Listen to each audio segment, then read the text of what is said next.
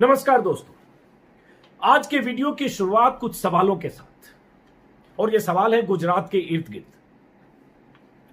गुजरात में ऐसा क्यों हो रहा है कि वहां के पत्रकारों को सोशल मीडिया पर लिखना पड़ रहा है Gujarat is not safe for journalist. Gujarat में ऐसा क्यों हो रहा है कि किसी पत्रकार के खिलाफ राजद्रोह का मुकदमा करके उसे हिरासत में ले लिया जा रहा है। गुजरात में यह क्यों हो रहा है कि बहुत बड़े अखबार के रिपोर्टर को स्टेशन पर एंट्री से प्रतिबंधित किया जा रहा है, यह कहकर कि ऊपर से दिल्ली से ऐसा ही संदेश है। गुजरात में ही यह क्यों हो रहा है कि सूरत से लेकर कच्छ तक मजदूरों का उग्र प्रदर्शन हो रहा है। गुजरात में ही ऐसा क्यों हो रहा है कि सूरत से चलने वाली ट्रेनों में मजदूरों को आज भी पैसे देने पड़ रहे हैं, मजदूरों से वसूली हो रही है, मजदूरों के हिंसक प्रदर्शन हो रहे हैं। ये सब गुजरात में क्यों हो रहा है? गुजरात मॉडल की चर्चा कई मायने में होती है। क्या यह भी एक किस्म का गुजरात मॉडल है? इन्हीं सवालों का जवाब तलाशेंगे। दो समानांतर कथा साथ चलेगी, दो समानांतर जानकारियां। एक ये कि पत्रकारों के साथ जो हो रहा है, और दूसरा ये जो मजदूरों के साथ हो रहा है, मजदूरों का आक्रोश और सरकार की विफलता। और इन सब के साथ ये कि राष्ट्रीय मीडिया में क्या इन चीजों के लिए कोई जगह है? इन्हीं सवालों के साथ सबसे पहले पत्रकारों की बात करने से पहले एक वीडियो में दिखाता हूं। या आज का वीडियो ट्विटर पर शेयर किया है कुछ लोगों ने। यह गुजरात के कच्छ इलाके का वीडियो है।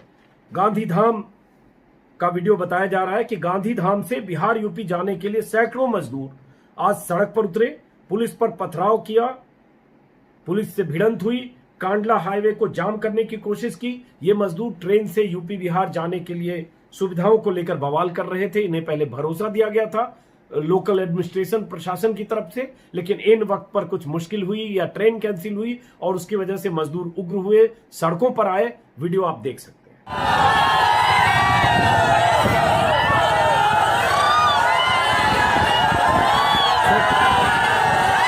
ये तो पहला वीडियो नहीं है।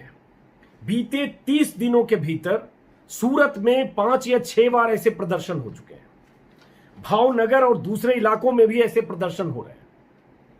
और सबसे अधिक मजदूरों का आक्रोश गुजरात में ही देखा जा रहा है।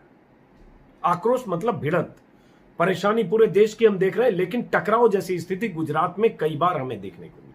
हालांकि मुंबई में भी हुआ है, आज मुंबई का भी वीडियो हमने सुबह देखा, लेकिन अभी मैं गुजरात की बात कर रहा हूं क्योंकि इसके कई पहलू हैं। और उस पहलू और उसके दायरे में पत्रकार भी आता है, जिसका काम है खबर बताना। उसे भी कई तरह की मुश्किलों का सामना करना पड़ता है। तो मजदूरों की बात आगे करेंगे और कुछ खास बात आपको बताएंगे कि मजदूरों से आज भी वहां कैसे संगठित तरीके से पैसे वसूले जा रहे हैं, जबकि कहा गया था कि राज्य सरकारें पैसे नहीं लेंगी। और खासतौर से बीजेपी की तरफ से कहा गया कि बीजेपी की जो सरकारें जिन राज्यों में हैं वहां मजदूरों को पैसे नहीं देने पड़ेंगे। तो फिर सूरत से चलने वाले मजदूर आज भी क्यों पैसे दे रहे हैं? कौन पैसे वसूल रहा है या क्यों वसूले जा रहे हैं? इस पर आगे मैं बताऊंगा कुछ तथ्यों और फैक्ट के साथ, कुछ तथ्य के साथ। लेकिन सबसे पहले गुजरात की अहमदाबाद मिरर अखबार है, उसकी एडिटर है दीपल त्रिवेदी। उन्होंने आज ट्विटर पर अपना जो डीपी है उसकी जगह एक लोगो लगाया है जिसमें यही मेंशन है, Gujarat is not safe for journalist.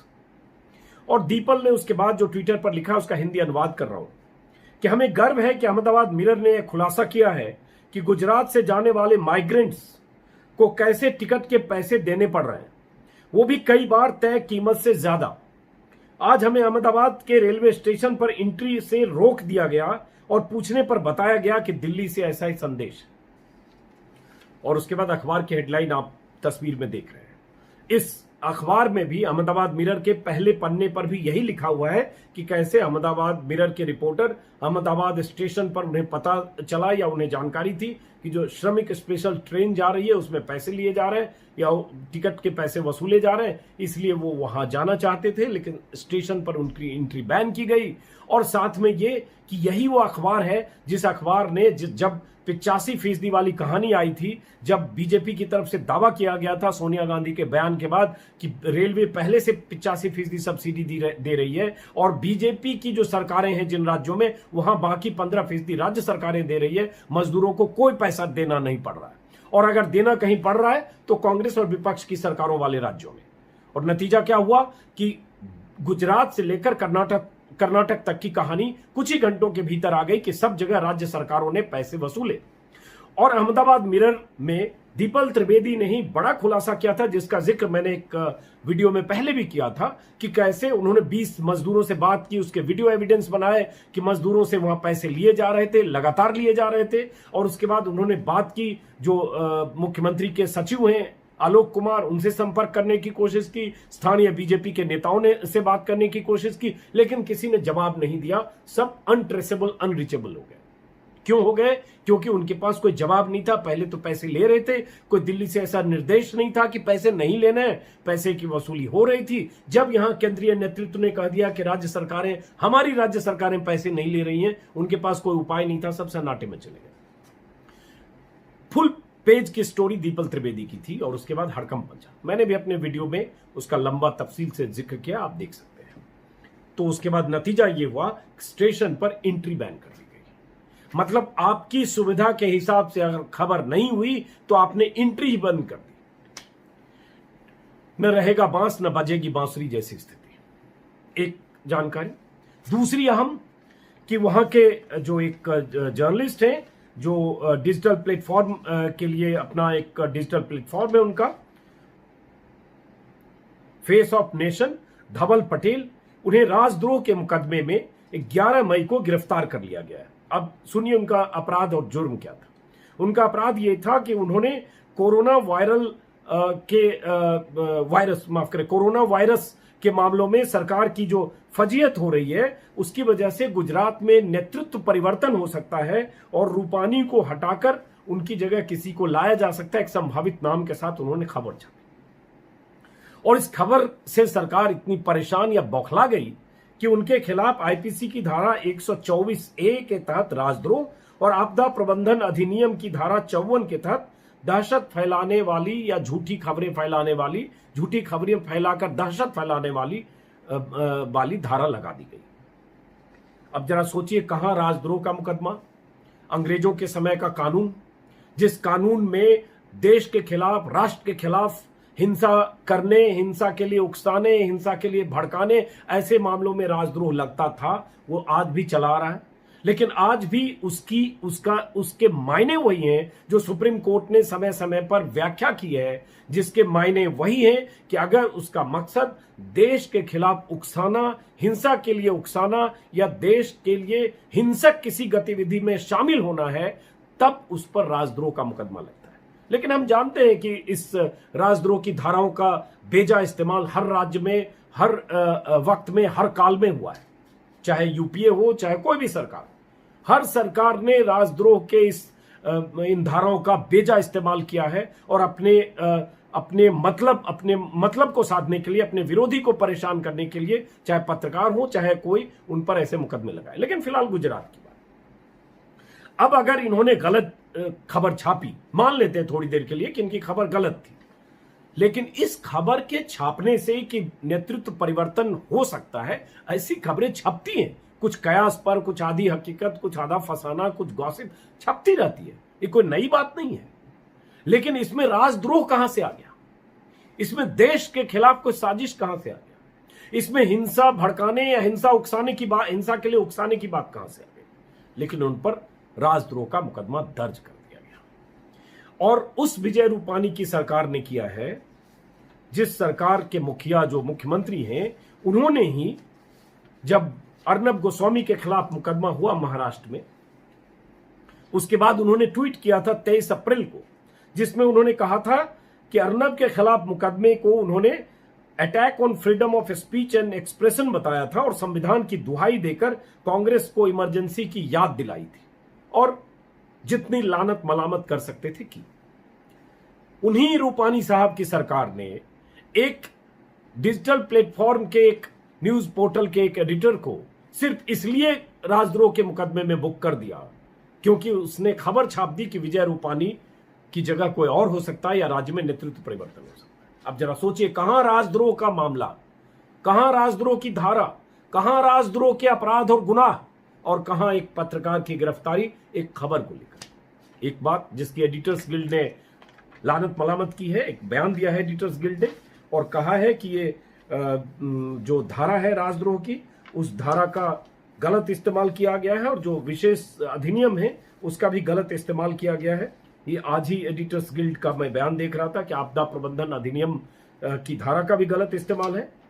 लेकिन मैं जानता हूं कि ऐसे बयानों से सरकार की सेहत पर कोई फर्क नहीं पड़ेगा। अब सवाल यही कि गुजरात में क्यों हो रहा है।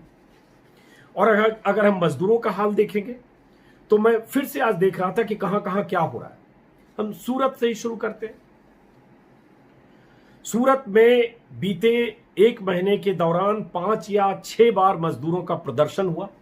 उन्हीं प्रदर्शनों के दौरान 2 बड़ी खबर आई कि सूरत में 2 बार, 4 मई की खबर है कि सूरत में लोकल बीजेपी लीडर जो महापालिका के जो पार्षद हैं, उनके भाई ने वहां मजदूरों से पैसे वसूले टिकट के, और उसके बाद बवाल हुआ, हंगामा हुआ और उसका कोई वीडियो भी आया सूरत महानगर पालिका के पार्षद अमित राजपूत के भाई का, जिसमें मजदूरों से किराया ज्यादा वसूलने का खुलासा हुआ। बाद में जो बीजेपी लीडर है उन्होंने सफाई दी कि उस समय किराया तय नहीं हुआ था, इसलिए ज्यादा वसूल लिए गए। जब किराया तय हुआ तो हमने वापस कर दिए। लेकिन ये बीजेपी के लीडर का भाई वो क्यों पॉइंट पर्सन बना हुआ था, एक सवाल है जिसका किसी ने जवाब नहीं दिया। ये रिपोर्ट 9 मई की रिपोर्ट है, गोपी घांगर जो आज तक की रिपोर्टर है उनके हवाले से है।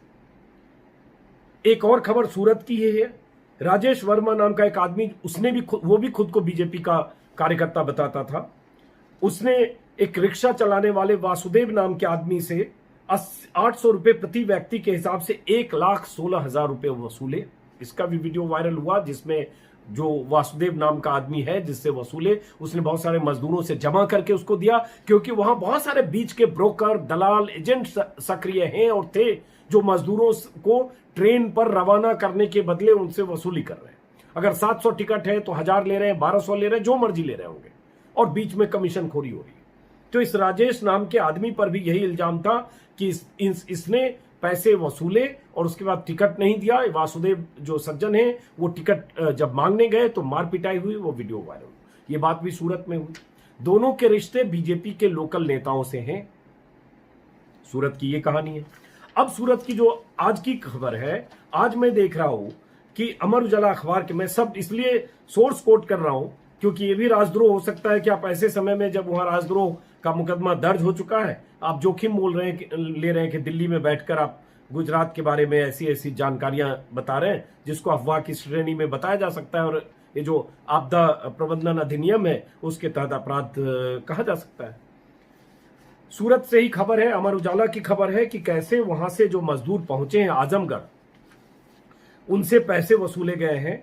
और अगर सरकार ने कहा और सरकार ने ऐलान कर दिया कि मजदूरों से पैसे नहीं लिए जा रहे हैं, फिर ये आजमगढ़ गए मजदूरों से कैसे पैसे लिए जा रहे हैं, कैसे पैसे लिए गए, इसका मतलब क्या गुजरात सरकार ने अभी तक मजदूरों की टिकट का खर्चा माफ नहीं किया है, या टिकट का अपना हिस्सा नहीं दे रही है? क्या कहानी है, इस सरकार को खुलासा करना चाहिए।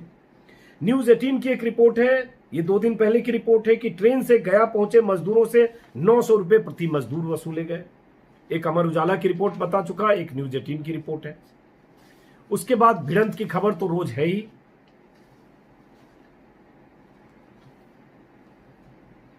एक और भिड़ंत की खबर और साथ में वसूली की खबर है। ये 4 मई को आज तक की खबर है, गोपी घांगर की ही खबर है।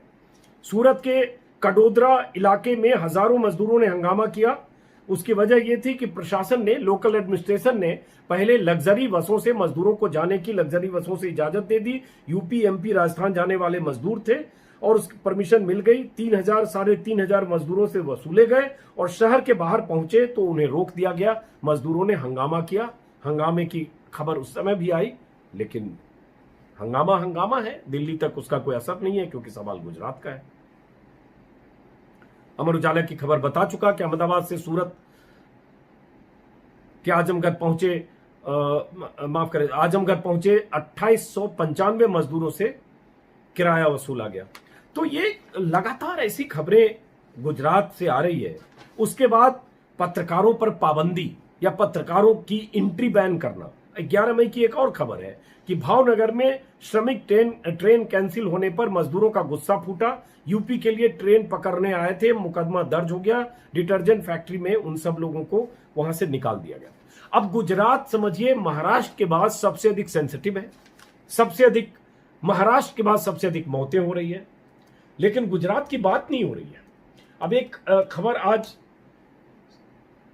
क्विंट अखबार है, क्विंट डिजिटल प्लेटफॉर्म है, क्विंट ने एक खबर छापी है जिसका हेडिंग है, शीर्षक है, बताता हूं आपको, दिलचस्प है। कोरोना को लेकर बंगाल को फटकार लेकिन गुजरात को प्यार, रियलिटी चेक। और इसमें बताया गया है इस क्विंट की स्टोरी में कि गुजरात की कमियों को कैसे नजरअंदाज किया जा रहा है और बंगाल की कमियों को कैसे हाईलाइट किया जा रहा है, क्योंकि बंगाल में चुनाव है, बंगाल एजेंडा है और गुजरात अपना है, तो इसलिए कहा गया गुजरात को लेकर प्यार। इसी स्टोरी में बताया गया है कि गुजरात में मरने वालों में युवाओं की संख्या ज्यादा है। इंडियन एक्सप्रेस के मुताबिक 30 अप्रैल तक राज्य में कोरोना से 18% मौतें ऐसी हुई जिन्हें पहले से कोई बीमारी नहीं थी, लेकिन 6 मई को 27% ये पहुंच गया। रिपोर्ट में बताया गया कि 10% ऐसे लोग थे जिनकी उम्र 41 से कम थी। पूरा डेटा बताता है कि गुजरात का हेल्थ इंफ्रास्ट्रक्चर कितना कमजोर है, जो अपने राज्य में बढ़ते मामलों पर लगाम लगाने में नाकाम रहा है, लेकिन इसकी कोई चर्चा नहीं। बंगाल सरकार को इसके लिए कई बार फटकार पड़ चुकी है। और इसी में कंपैरेटिव स्टडी है कि गुजरात और बंगाल को लेकर केंद्र का रवैया दोहरा क्यों है। गुजरात को लेकर अपनापन और बंगाल को लेकर चूंकि ममता बनर्जी है इसलिए वहां दुश्मनी है। ताजा आंकड़े जो हैं कोविड ट्रैकर के मुताबिक 537 मौतें गुजरात में हो चुकी है, महाराष्ट्र की में 921 मौतों के मुकाबले, मतलब नंबर 2 है। तो ये सारे सवाल गुजरात को लेकर हैं। ये क्यों हो रहा है गुजरात में? और सबसे बड़ा सवाल यही है कि मजदूरों का आक्रोश, मजदूरों से पैसे की वसूली, सरकार अपनी, और ये कहना कि सरकार पैसे नहीं ले रही है। बीजेपी शासित राज्यों में वहां आज भी पैसे लिए जाने की खबरें जो अमर उजाला और न्यूज 18 के हवाले से आपको बता चुका। बार बार इनका नाम इसलिए ले रहा हूं क्योंकि सोर्स में कोट कर रहा हूं और ये प्रतिष्ठित सोर्स हैं दोनों। उसके बाद क्या हो रहा है? क्या पत्रकारों की एंट्री बैन कर देने से स्टेशन पर आप सच को छुपाना चाहते हैं? तो ये कौन सा गुजरात मॉडल है? ये सवाल तो है। बस इसी सवाल के साथ मैं आज का ये वीडियो खत्म करता हूं।